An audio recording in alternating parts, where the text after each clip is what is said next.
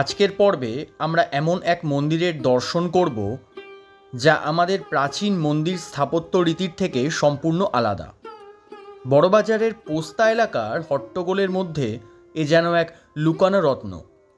মন্দিরটি ভগবান বিষ্ণুর বৈকুণ্ঠনাথ রূপের প্রতি উৎসর্গীকৃত। মন্দিরের অবস্থান 12A কালীকৃষ্ণ ঠাকুর স্ট্রিট, জোড়াসাঁকো।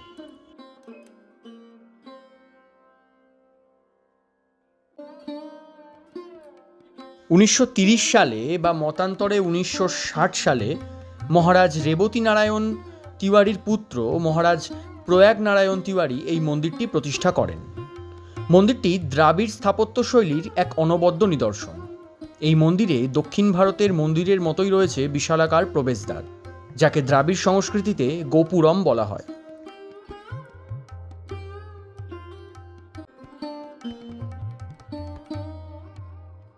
সমগ্র মন্দিরটি সাদা মার্বেল পাথরে নির্মিত। মূল মন্দিরের ডান দিকে রয়েছে প্রকাণ্ড নাট মন্দির, যেখানে মন্দিরের সকল অনুষ্ঠান সম্পন্ন হয়। প্রবেশদ্বারের ওপর বিভিন্ন পৌরাণিক ঘটনাবলী খুব সুন্দরভাবে ভাস্কর্যের মাধ্যমে ফুটিয়ে তোলা হয়েছে।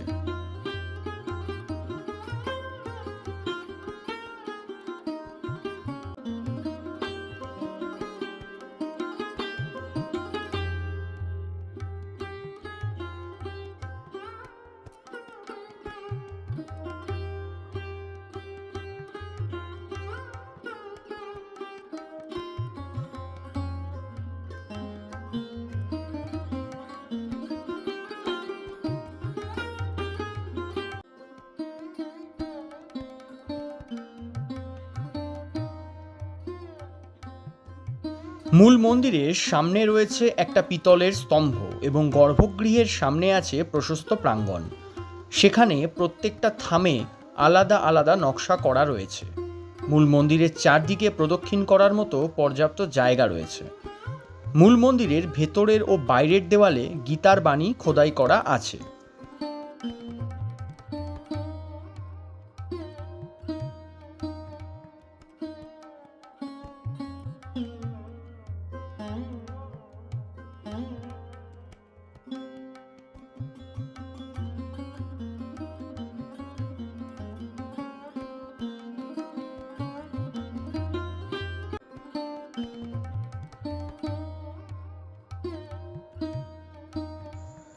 এই মন্দিরে ভগবান বিষ্ণু বৈকুণ্ঠনাথ রূপে বিরাজমান। তার সঙ্গে রয়েছেন শ্রীদেবী অর্থাৎ মা লক্ষ্মী ও ভূদেবী অর্থাৎ দেবী বসুন্ধরা বা পৃথিবী। প্রত্যেক বিগ্রহ নিত্য পূজিত। এই মন্দিরের গর্ভগৃহে ছবি বা ভিডিও করা নিষেধ।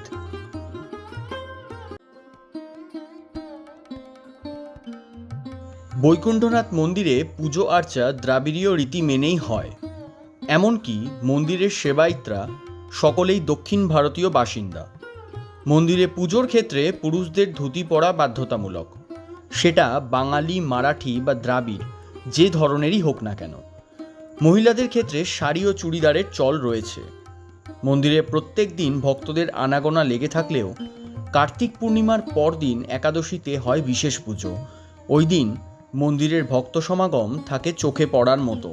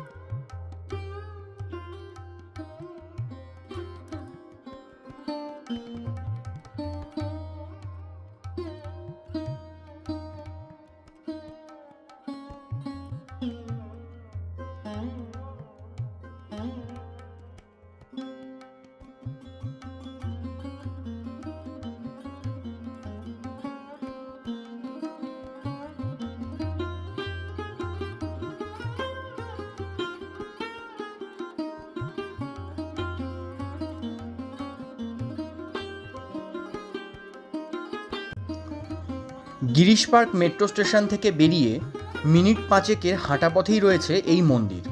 আবার সেন্ট্রাল অ্যাভিনিউ দিয়ে শ্যামবাজারগামী বা ধর্মতলা ও হাওড়াগামী যে কোনো বাসে গিরিশ পার্ক স্টপেজে নেমেও হেঁটে আসা যায় বৈকুণ্ঠনাথ মন্দিরে।